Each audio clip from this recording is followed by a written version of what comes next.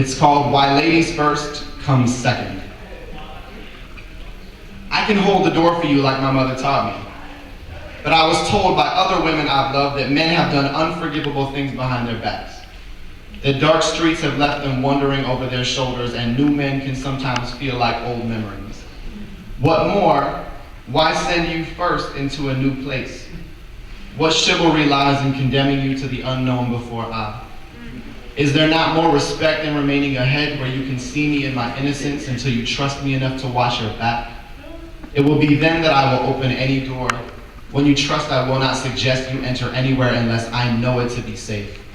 And you trust me enough to know I am sincere when I put you first. Nice shit. Do you remember me? Your hands are frail and cold. Maybe I should get you another blanket. Are you cold? You must be cold. Let me fix your pain. I am counting the moments where I am sure she's not looking through me. I am mostly aware of how young I am next to you, trying to understand the workings of a mind that has gone so far it is now moving in reverse. I wonder when each disappeared, which morning it was that you forgot my name, which morning it was that you forgot my birthday. You were the first love I ever watched forget me. I take away the only wisdom I can, that you will hold my hand when I reach for it, that you will lean on me if you lose your balance, that you trust where I am taking you. That love is not based on fond memories of time, but resides somewhere that cannot be affected by shortcomings of the mind. I am happy you never had to think about loving me. That would mean it could have been taken away by disinfection, but instead I hold on to the only truth I can depend on, that though I can be taken from your mind, I am in your heart until it stops. Yes, Grandma, it's a beautiful picture. I feed you yogurt you've forgotten how to chew. Nurses force feed you, you fight them, but they don't love you enough to grant you their patience. I am only here once a week and sometimes I don't come.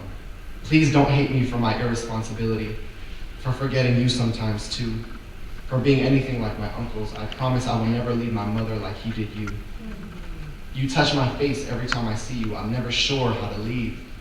I sit in front of you and make promises about seeing you soon, promises that you are loved as I leave you in this hospital. I always wave and blow you kisses as you leave, and I remember the day that you stopped waving back.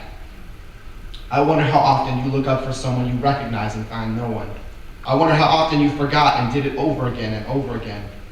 I hope it wasn't every second of every day. My mother told me you loved to sing, and I can almost remember that. I sang to you as often as I could, whatever song came to mind. Don't think me evil, I am not sure why I cry so much, knowing more memories of you like this than childhood memories that could cloud over the years. I'd imagine you remember me much like I remember you, just as a feeling. I fear not your death, but the possibility of my mother one day sitting where you are. I hear Alzheimer's is hereditary, but I'm too scared to check. Yes, Grandma, it's a beautiful picture. I'm afraid one day they're gonna tell me that Sean has attention deficit, a disorder that 1 in 4 men are infected with. The Band-Aid on a mystery they wish to decomplicate, then medicate to accommodate the commonness of why he can't concentrate. In class, they'll say he seems lost. I say his mind has free sight. But nowadays, we raise young ones to be much more machine-like because big industry needs employees who are machines, right? Who don't make history, just live on some efficiency, height, march, and submission. That's the mission, keep the seams tight, teach kids the repetition so they grow up industry types. Now here's my nephew. Homework in one hand and the 2010 equivalent of Legos in the other. In this corner, an unbelievably blank page of questions he cannot be less engaged in. And in this corner, a 4-foot-long working replica of the Star Wars Millennium Falcon, creatively constructed using 4 different Lego sets, retractable landing gear, and a working loading bay. Clearly this motherfucker don't have a problem paying attention.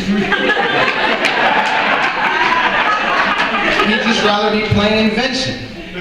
So as I investigate your motives for why you try to medicate him, I beg to question. Now let's do the equation. It's $24 for a bottle of Ritalin that's 100 milligrams. That's 1,000 milligrams in 1 gram. That's $2,400 for every gram of Ritalin in the country. Now it's sold by the kilo, kind of like another popular American drug. So that's times the 17,816 that were brought in and sold in the business pharmaceutical year of 2001. That means back then it was a $42,283,200,000 industry. It's brilliant. Teach kids they're inferior, then have them buy back their efficiency. And at first, I thought attention deficit must be on some new epidemic shit, till I found out the U.S. consumes globally 90% of it. Diagnose you inferior so the privatized medicine get your money in a country where you go broke buying your benefits. And I don't want Sean to ever look up from his paper and wonder why they're on page 15 and he's on page 2, because he's been all daydreaming about Spider-Man and drawing dinosaurs till his fingers hurt and had to snap out of his daydream just to satisfy you. Don't tell Sean he learns wrong. If minds didn't wander, you wouldn't have Gandhi for your spiritual revolution. No black power fist shaking at a crumbling divide. No Vietnam soldiers on their way home. Shit, hip-hop came from kids who couldn't seem to pay attention. There'd be no jazz, no tap. Should we still think the world was flat if not for straying attention? And as I watch,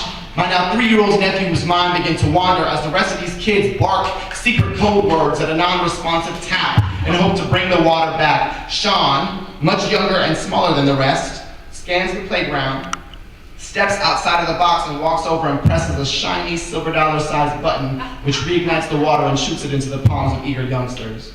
He walks back to the group, smug.